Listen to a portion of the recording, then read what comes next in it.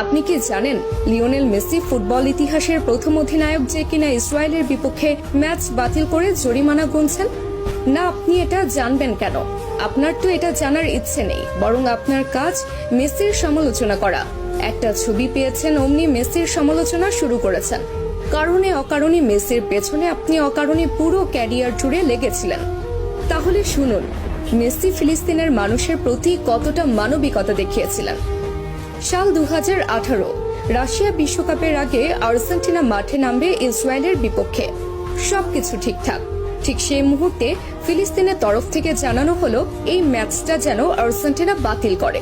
কিন্তু Argentina football অ্যাসোসিয়েশনের তরফ থেকে সেটা সম্ভব ছিল না, কেননা এই ম্যাচটা বাতিল করলে মোটা অঙ্কের জরিমানা গুনতে হতো এএফএ কে।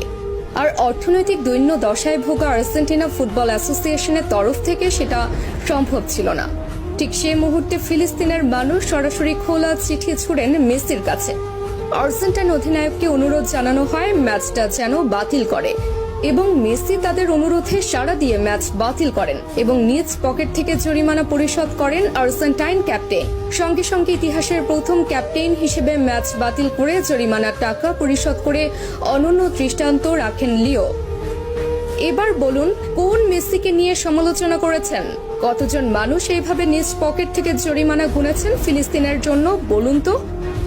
এরপর যদি মেসির সমালোচনা করেন, দয়া করে আয়নায় মুখখানা দেখবেন। এবার আসি এই ছবির ঘটনায়। এই ছবি যেটা দেখছেন সেটা মেসি ছিলেন, কিন্তু মেসি তো সেখানে একা ছিলেন না, অথবা মেসির কোনো ব্যক্তিগত সফরও সেটা ছিল না, বরং সেটা ছিল ক্লাব বার্সেলোনার সফর। যে সফরে শুধু মেসি একা নন, বরং পুরো বার্সেলোনা টিমই ছিল। এমনকি সে সফরে ব্রাজিল তারকা নেইমারও ছিল সঙ্গী। তাহলে সে সমালোচনা কেন মেসির গায়ে একা আসবে?